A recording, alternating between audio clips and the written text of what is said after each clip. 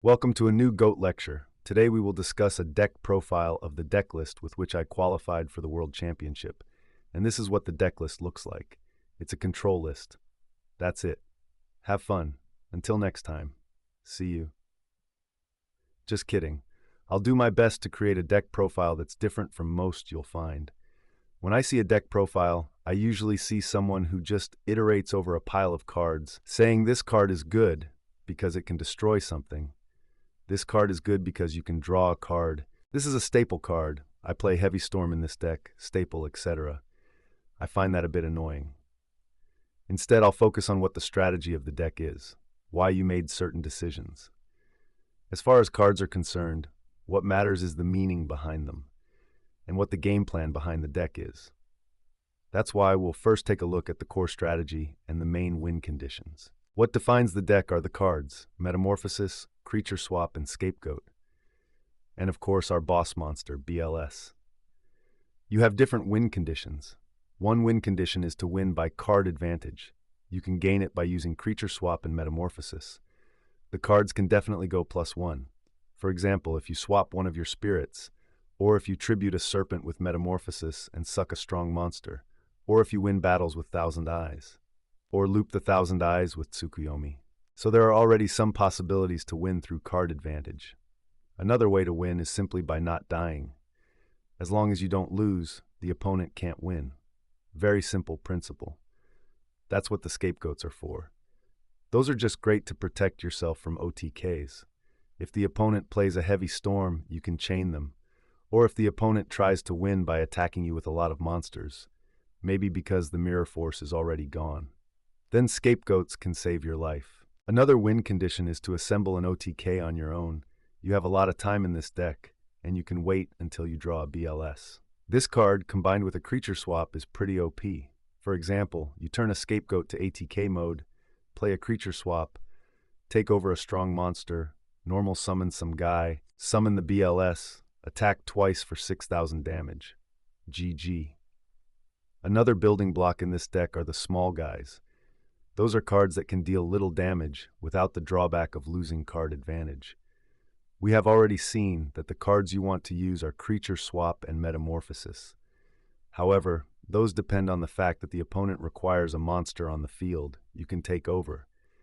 But if the opponent doesn't play anything because he may be a good player, you need to put him on a clock with your small guys. Some small guys that the opponent doesn't want to throw a TT or Mirror Force on. For example, something like a Dekoichi, Sangen, or a Spy. A great card for clocking our opponent is also Asura Priest. If the opponent passes to us with an empty field, we can attack directly with Asura Priest and force him to summon something, which we can then take over with some of our control spells. Let's talk about Thunder Dragon. He also plays a very central role in this deck. And not like in other Chaos decks, he is there to be discarded and banished. Instead, we just want to tribute summon this guy. For example, by tributing a Serpent, or by tributing a Sangen and then taking Serpent into our hand, which is also very important in this deck because it works well with Metamorphosis and Creature Swap. Another possibility is to tribute summon Thunder Dragon over Thousand Eyes, which sometimes only has 0 ATK. Sometimes we even have to, because we want to get rid of it. Especially good players often do not out 1,000 Eyes with 0 ATK, and we are locking ourselves with it. To break the lock, we sometimes need to tribute the 1,000 Eyes for the Thunder Dragon. For this and other reasons, we usually want Thunder Dragon in our hand, just to have this option. Sometimes you want to make a move with Thunder Dragon in your Metamorphosis, to summon Balter, etc. That's why you should not look for ways like card destruction or discard traps to discard it, because it has more value to have Thunder Dragon available. Back in the day, I talked to Chris Perovich about this issue. Back then, I played a GOAT control deck and I was experimenting with tribute monsters I could play. I tested cards like Zaborg or something like that, but I wasn't satisfied. Without any tributes, it didn't work out either, because I had problems with the Thousand Eyes and sometimes could not break my own lock. In the end, Chris Perovich encouraged me to just play Thunder Dragon as a tribute monster to overcome the tribute issue and also light issue with just one card. From this perspective, this Chaos control deck is actually just a goat control deck, but with a little chaos engine. We'll get to that idea later. Let's briefly talk about Dekoichi. I became more and more a fan of that card. Unfortunately, it's a bit weak against aggro because it loses against Blade Knight. So, you should do some siding. We'll get to that issue later. Another important aspect of Dekoichi is that of being a dark monster. In control, you have a bit more lack of dark monsters compared to the Chaos Turbo deck. We also run 2 spies. It's a strong card, especially against aggro, and in general has a similar purpose as Scapegoat. It just slows down the game. And actually, we just have to run spy because we're running 2 copies of Creature Swap. If we take a spy with it, which happens quite often, we want to be able to flip our opponent's spy to search our own. That's why you have to play spy in this deck. I know on paper, spy with Scapegoat does not look so great, but in practice, I didn't have any problem with it. Often spy eats a knock. Often you keep your Scapegoat in your hand, or you are just not forced to chain it while spy is on the field. Breaker, however, is a card that looks better on paper than it actually is, especially in the starting hand. You could think about not maining it at all. In the late game, it's a pretty good card, especially when it goes into the OTK plays and the life points are low. But in the starting hand, it's a card you don't want to see. You set monsters face down in the early game, like flip monsters. Playing a monster to attack is not the plan because it opens the field too much. Often, you hit a chainable card with it, and you enforce just too much action that you don't want to have. For example, if MST is chained and you can't activate the goats anymore, and the game state gets simplified. If you set monsters instead, you can still chain goats. That's why Breaker really sucks. On the other hand, you don't play much spell trap removal, so Breaker can compensate that. Let's get to the tech cards. The Chaos Sorcerer should be seen as a tech card in the deck. You shouldn't play it more than once. It's bad on the starting hand, and not necessary at all, because you have so many cards to out opponent's monsters, like Metamorphosis and Creature Swap. So you don't need a Chaos Sorcerer. It's only really great against Sangan. The one Reijeki break is debatable. You could kick this card entirely, but on the other hand, we don't play an MST. Why? We'll get to that later. From this perspective, Reijeki break is a kind of a substitute. It's often a minus card for sure, but it offers a bit of flexibility in the deck, especially in the late game. If you want to kill your opponent when already having card advantage, then it's a reasonable card to do so. Solemn is in the same category. It's very strong in the late game, enables OTKs, but it's often a brick in the starting hand. However, it has some synergy effects with scapegoats. You can pay half of your LP and then use scapegoat to prevent dying. Let's say our opponent activates a heavy storm and you have goats and solemn set. You can still decide to use solemn because goats will save you from dying. If you would just chain goats here, you would open the possibility to get killed by tribe, especially in the late game, so it is actually important to keep goats to block attacks rather than chaining them to the heavy storm. Because this way, you ensure that the opponent commits his monsters to his field, which you can take over and win. Let's talk about the jars and upstart goblins. We play them to increase the consistency in the deck. And what I want to make one note here about those cards, because I see this a lot. The thing is, either you should play 3 copies of Jar of Greed, or you should not play the card at all. I often see people playing this card 1 or 2 times. It doesn't make any sense. And I get desperate about this. Why should you not play 3 copies?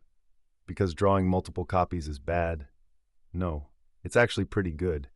You can put 3 jars face down, and the opponent is strongly incentivized to activate Heavy Storm, and you can even go plus.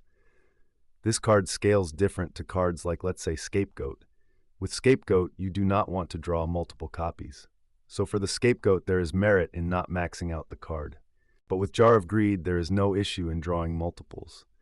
So you want 3 copies, or you don't want to play it at all. The same is actually true for Upstart Goblin as well. Either you should go to maximum consistency, or not. If you have an aggro deck which is already consistent on his own, you don't have to play the jar at all, or a fast deck like the Reasoning Gate Turbo. You don't have to play jar, or you can play it. It's up to you. But if played, please play 3 copies. everything else doesn't make any sense. But rather than flaming, I want to talk about the advantages of these cards in more depth now. Why do we play them? Instead of Jar, we could add a third scapegoat, right? Or why not playing 3 meta? I want to explain this. You need to understand that playing Jar and Upstart essentially boils down to a reduction in deck size. So on the x-axis, we are tweaking how many cards we have in deck. The blue graph indicates the probability of drawing at least one of the scapegoats in the opening hand, which we have 2 copies in our deck. This is a value we want to optimize for sure. We could have made the same graph for the card Metamorphosis, but we sketched it here for Scapegoat just to explain the principle. We see that in a 40 cards deck, we have a 28% probability of drawing Scapegoat in our opening hand. If we would now reduce our deck size, which is technically not possible, but essentially is what happens if you play cards like Upstart Goblins or Jars, then you see that the probability of drawing Scapegoats obviously increases. This goes up to 39% in a 28-card deck, for example, which is a nice thing. However, we should also consider the red graph, which is our biggest enemy. This graph shows the probability of drawing 2 copies of Scapegoats in our starting hand, but on a different scale.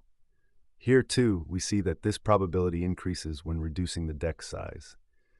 We want to keep this as low as possible, because drawing multiple copies of Scapegoat is not just bad, it's absolutely terrible. But remember, our main goal is to draw at least 1 scapegoat, so reducing the deck size can make sense. But as I asked before, why don't we do the other approach and just put in more copies of scapegoats instead of the Jars or Upstarts? Wouldn't that lead to the same result? So, here's the catch.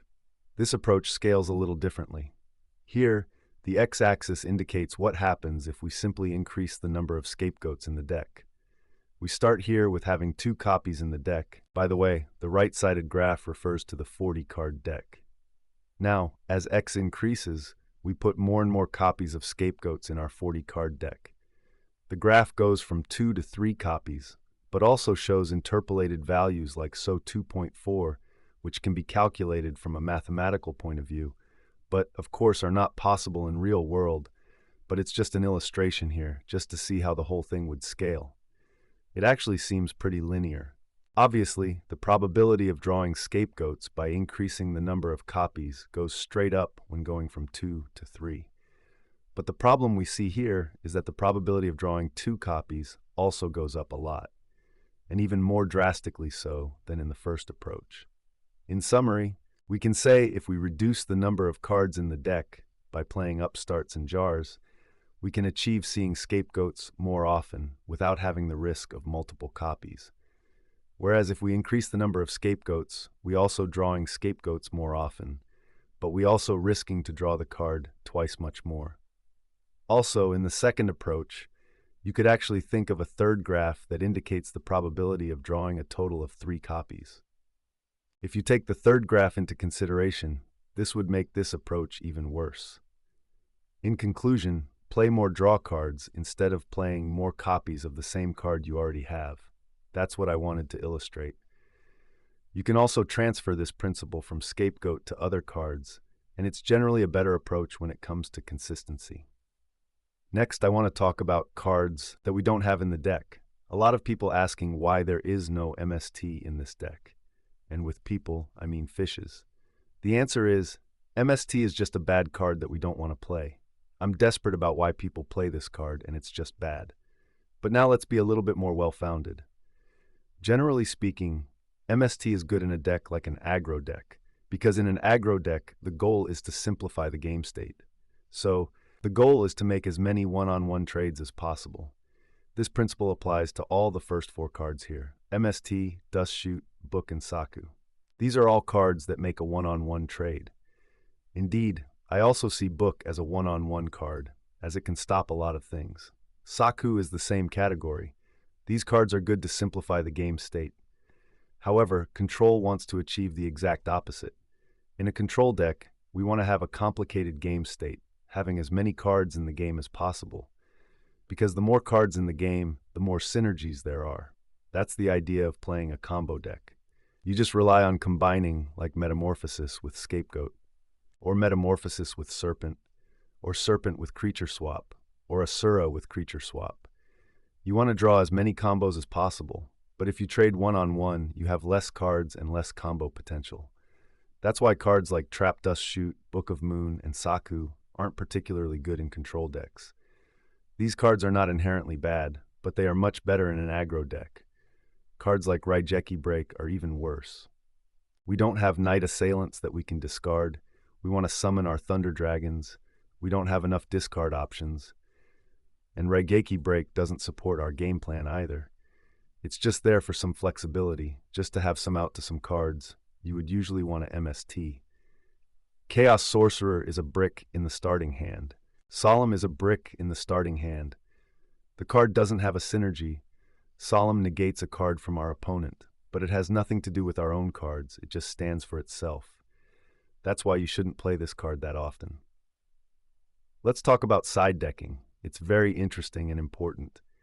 There's an important advice I can give to every player, and that would be not to side deck too many cards. Or in other words, don't overside. I often see players side decking, taking out cards from their deck that are important, like Jar of Greed, which you should almost never side out, except against Reasoning Gate Turbo, and they put in just a bunch of cards that don't make any sense. So the first advice is not to side deck too many cards. Don't overdo it with side decking. Just don't side deck too many cards. Don't overside. Here's an example of how to side deck against Turbo. As you see, there aren't that many cards, and those you don't even have to side deck. It's a matter of taste. I put in Mind Control because I like it. I kick out Faith and Dekoichi, but it's just some kind of mind game that the opponent might put in Mind Control. So we don't have that many Flip Monster post side. There's also a mind game factor with the Faith. We kick one out.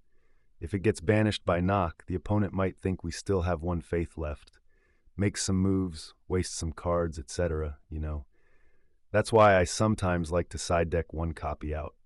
Faith is just not that essential in this deck. Control is not just based on Trinity cards like Turbo is. The Warrior Lady we have in here is a speculation as well. She is just there to counter an Asura Priest, or to bait a Mind Control as well. But don't overdo it. Don't side in a bunch of Sakus only because you think your opponent will bring in Asura Priest or King Tiger. Saku is just bad. Play the Warrior Lady instead.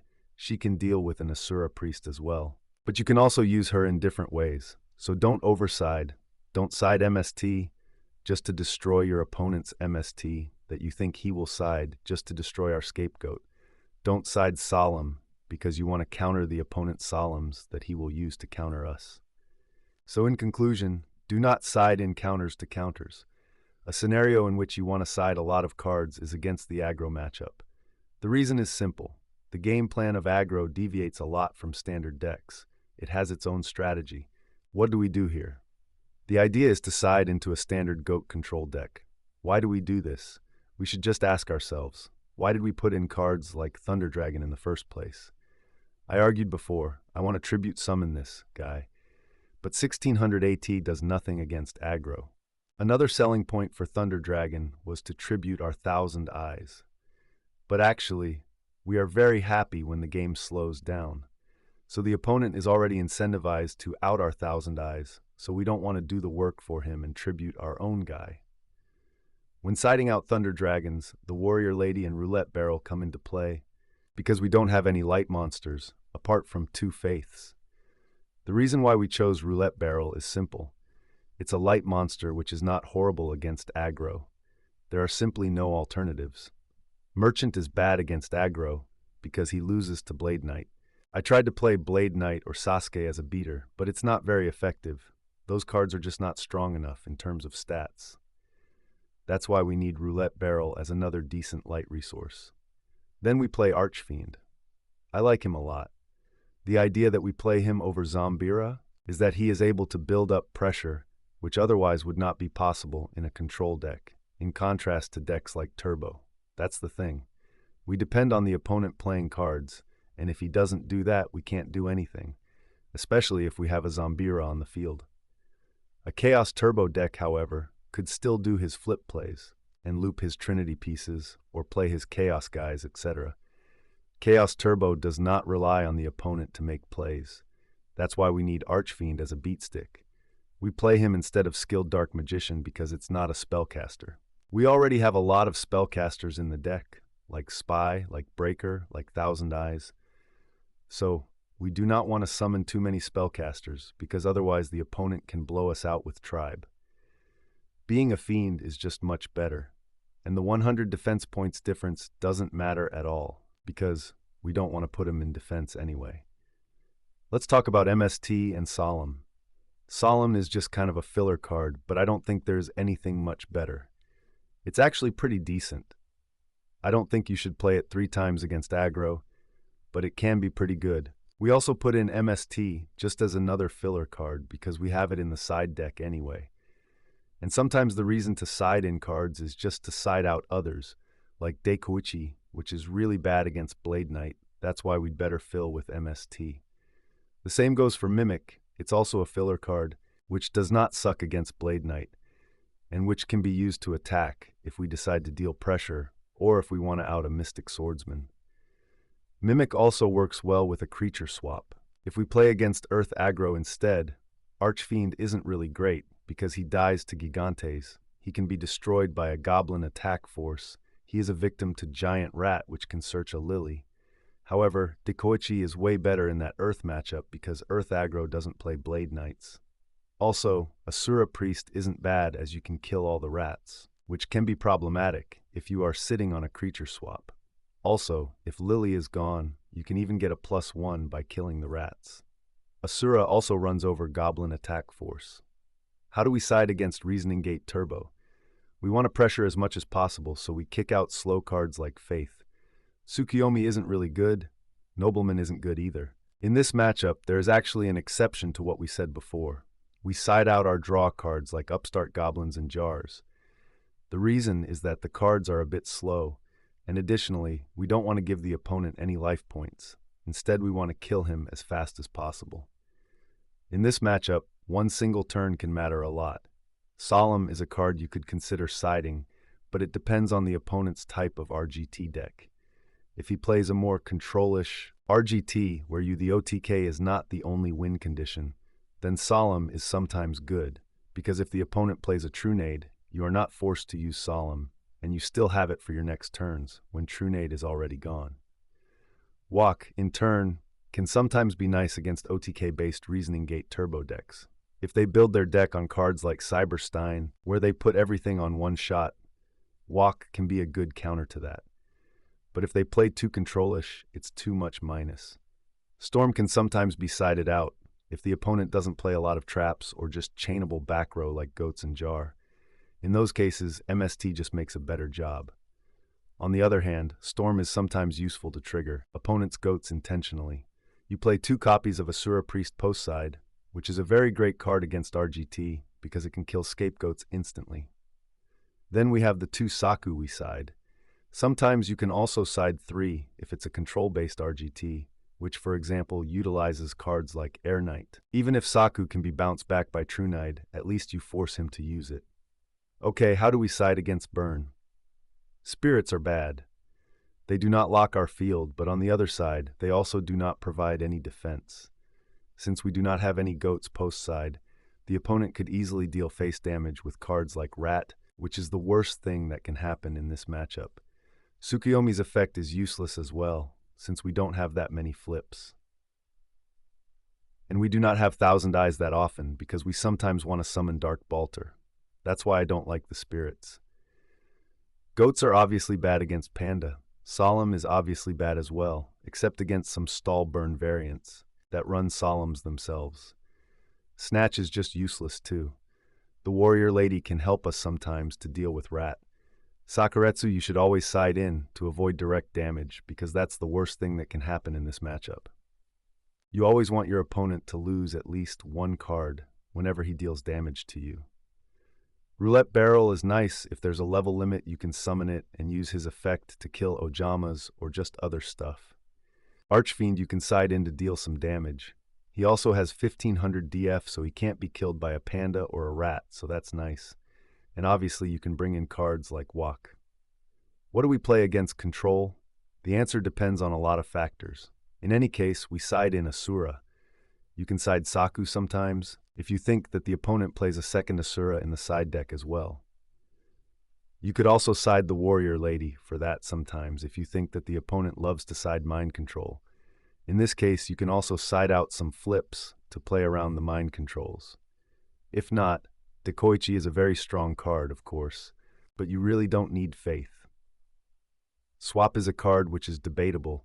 It's bad if you play against Scapegoat, but if you play 2 Asura post side, it also has a lot of synergy. It can enable OTKs, which is one of the win conditions in the control mirror. It's a bit of a personal preference, how many copies you want to play post side. You can side out trap cards if you play against Royal Decree. In this case, you should keep both swaps in, put MST in, maybe even mind control just to reduce the trap count, or just some flips depending on expected mind controls. There are many possibilities. Okay, that's it with the deck profile. What can I say next? Control is a difficult deck to play, but in the right hands, if you play the deck well, it can be strong. It scales a lot with your skill level. If you don't play it well, it's bad. If you play it well, it's good. If you make some mistakes, it's bad. Actually, mistakes you make in this deck are punished more severely compared to other types of decks. It's a versatile deck. There are no bad matchups, even against decks like Warrior. It's a good game 1 matchup. Even the burn matchup isn't bad. Swap is a very good card against Ojama tokens. Metamorphosis can be very strong as Thousand Eyes can attack under level limit and gravity bind. Metamorphosis can also summon Dark Balter, which can be very good against burn as well. The game 1 burn matchup is really underestimated, in my opinion. And post side, we also do well with our walks. Against Chaos Turbo, you can do a lot with the deck. Against Reasoning Gate Turbo, you can defend yourself with your goats. Against random pile decks, it's a good matchup because you can often win the resource game and dominate with card advantage. You need to think a lot with this deck, which I personally have a lot of fun with. This is different from other decks like Reasoning Gate Turbo, which is a shitty deck and I don't like it, and you shouldn't play it. See you next time.